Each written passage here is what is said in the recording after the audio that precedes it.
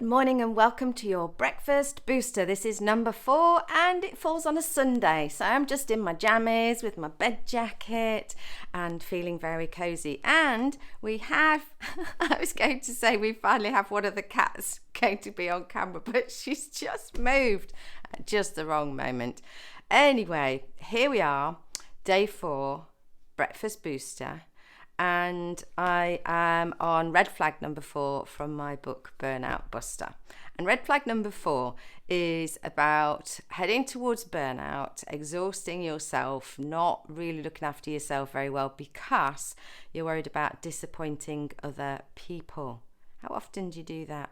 How often do you do something because you feel like you ought to, or because doing the thing, whether it's a piece of work or helping somebody out or lending them your lawnmower, whatever it might be, that you're doing that thing because you'd feel so bad if you didn't, if you said no.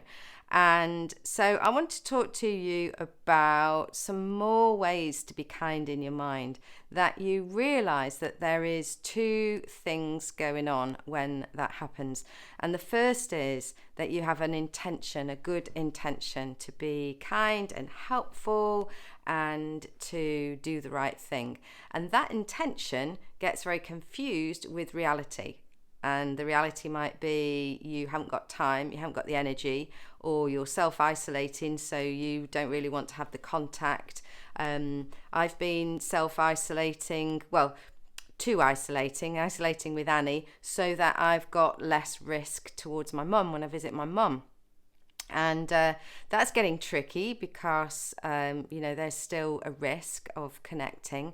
And so you kind of feel bad. And my mum asked my brother not to visit. She was worried about infection. And then she felt bad about that. Now, let's separate these things out. There is reality, which is there's a risk.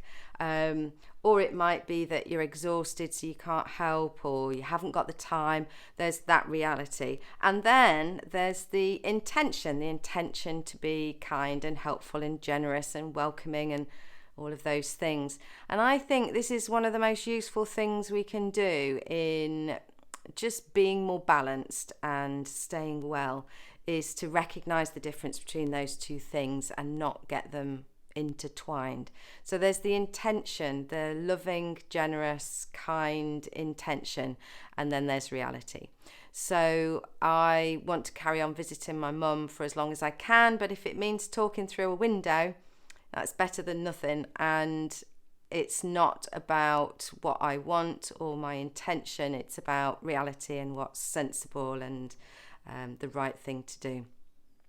So that's the thing for today, is noticing that if you're choosing to do something because you're worried about disappointing somebody else, then think about your intention and honor that intention. I have this intention. You might even say to them, my intention is to be there for you. My intention is to be generous and loving, and I want to help. And then explaining what the situation is.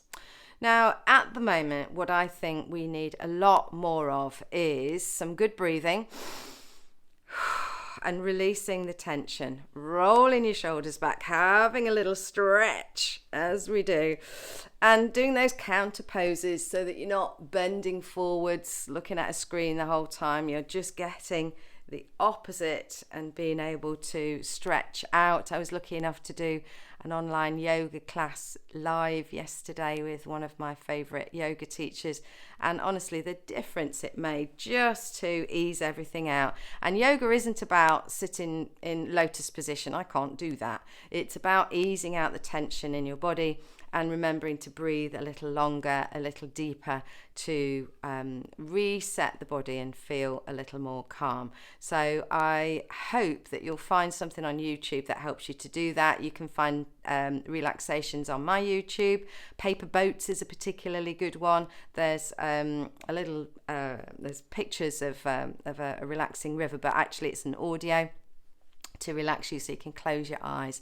Paper boats, actually, I think it's got 1,000 views or something. It's one of my most listened to videos. And then the other thing is we need to laugh more. We need to laugh. It's good. It's good. It sets off endorphins, which are great for your immune system. And there are stories about people who hold up with box sets of comedies in order to heal their own cancer and things like that. So laughing and breathing is what I would like to offer you. So I had a look on the internet because I'm not very good at told jokes. I can usually make people laugh just by being daft and getting things wrong. But I had a look for fringe winners, and Mark Nelson told this joke, which I thought was kind of appropriate in these days of scarcity in the supermarkets, which was about when Jesus fed 5,000 people with 2 fishes and 1 loaf. That wasn't a miracle. That was tapas. But here all week, don't try the fish. Sorry about that. That's really just to show you how much I need you to tell me your jokes. And so share those in the comments below, whether you're watching this on LinkedIn, Facebook, or YouTube. Share your jokes with me, and then I'll share them with the world. So I hope that you have a good day today. If you're watching this when it was released on Sunday, then I hope that you have a nice, relaxing day. But whatever day you watch it on, remember to breathe. Roll the shoulders back. Remember that you are a good person with good intentions. In fact, you know what I'm going to say. You are a star. Someone truly amazing. Really. Yes, really.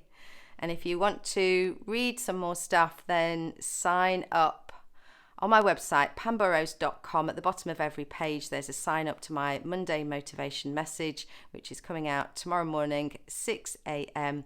And getting things pop up on my screen. So every Monday morning you can get a little boost too. I hope that you have a good day. I hope you're staying well, and most of all, I hope you're smiling whenever you can and create little pockets of joy. You are doing the best you can with what you've got. Keep going. I'm here for you. See you tomorrow.